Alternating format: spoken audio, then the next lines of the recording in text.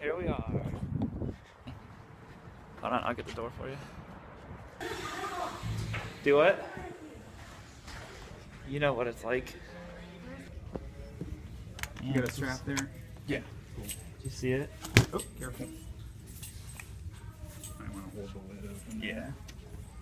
I like it. Yep.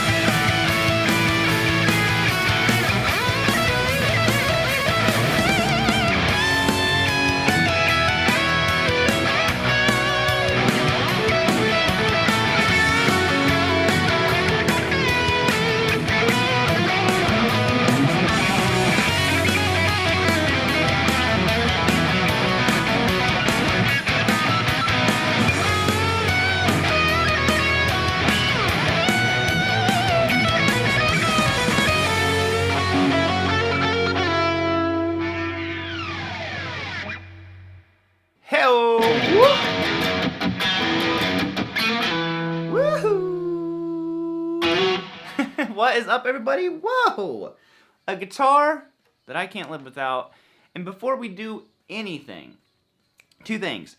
I bet 90% of you who watch the channel regularly already knew this was going to be the guitar I was going to talk about, but I'm really curious to know what you have. I love, seeing in the comments everyone talking about their own gear and everything. So before we do anything, what is the one guitar that you have that you feel like you can't live without? So for me, it is without a doubt my Les Paul. The reason I decided to do this is a couple reasons. I still get, despite the fact that I've made a few videos on this, I still get asked about this guitar all the time.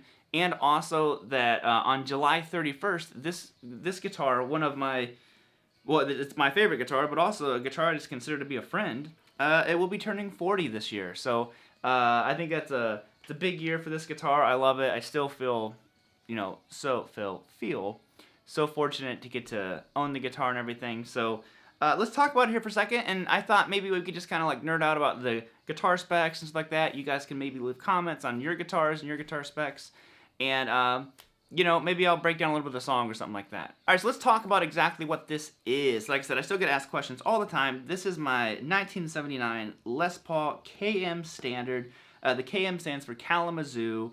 These are not DiMarzio pickups. These are Gibson T-top pickups. They actually got sued over this back in the 70s. And the 70s are a really interesting era. I originally thought this had a mahogany neck on it. It actually has a maple neck. And I think that's what is really contributing to how snappy. This is a very, very snappy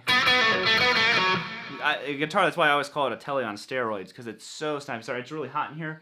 Birds are going crazy outside now. They're like, he's recording a video! Chirp!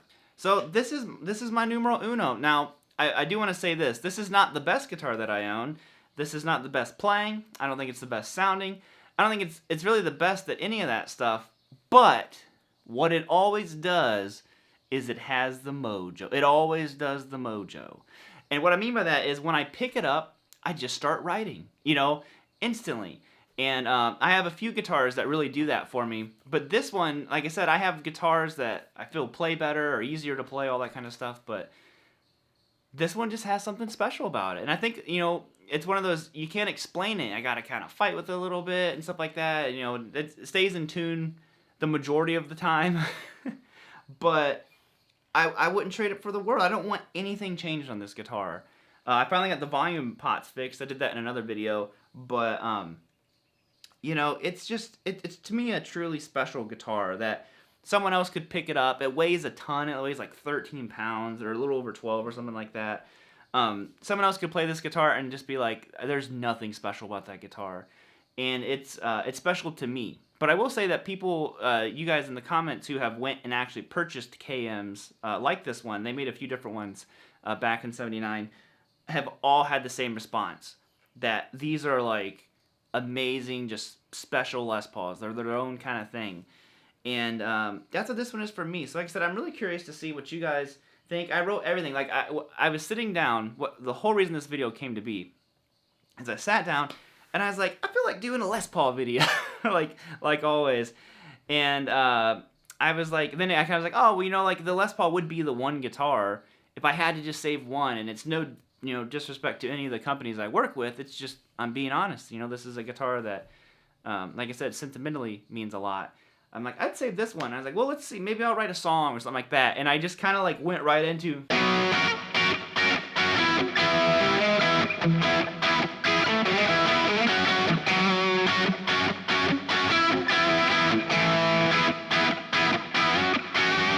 And I was like, oh, that's kind of cool. And then I was like, all right, I see you. And I was like, it should drop in and have like its own little segment.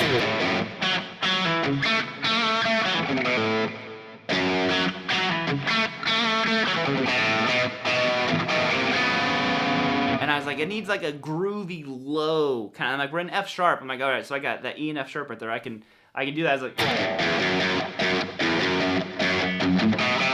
to the flat 5, which to me is always like a total Eddie, you know, EVH inspired rip off of how he just. So I'm always kind of like, you know, quoting Eddie, of course. He's the man. But and then I was like, well, I don't want it to just stay minor the whole time. So when I go to the E, my guitar's out of tune. I play major, and when I go back to, so the background rhythm to that is, and then I go. So behind that I go. All major and then minor, and then back to major. To me, that's kind of bending into minor, and then back to minor, and then the chords go. I just outline the chords. Oh.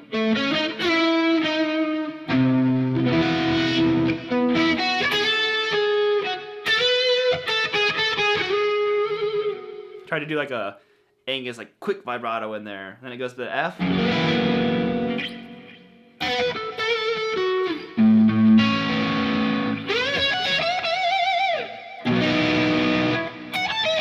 Oh, I mess this lick up every time. And on that minor 7.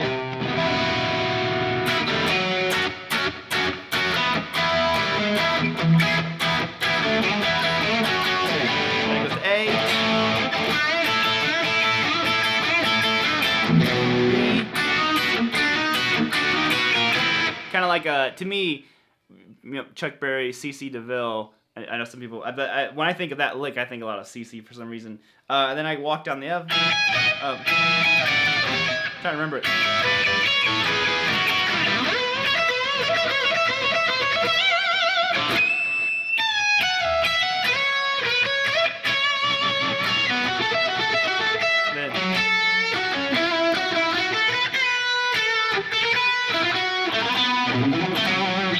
This is the lick that literally, I played it like 1,000 times and I couldn't do it right. Nope, I'm still not gonna be able to do it right.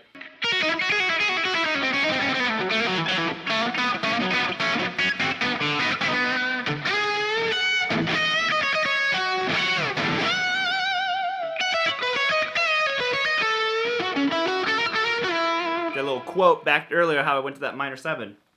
But that was it. And the guitar just inspired it all. I wrote it all within like, an hour or so. So I don't know if it's any good, but it, this guitar was just like, oh, that part. I'm like, oh, it needs this chord. I can just kind of hear them. So, I don't know. I'm just curious to see what your guys' numero uno guitaro is. And like I said, I've done other guitar videos about this guitar. I think in the one I say it's a mahogany neck, but it actually is maple, like I said earlier. So, yo, man, what's your guitar? What's your one? What's the one you can't live without? So, till next time, guys, I will be seeing you all later. Peace out and keep on rocking. And whoop!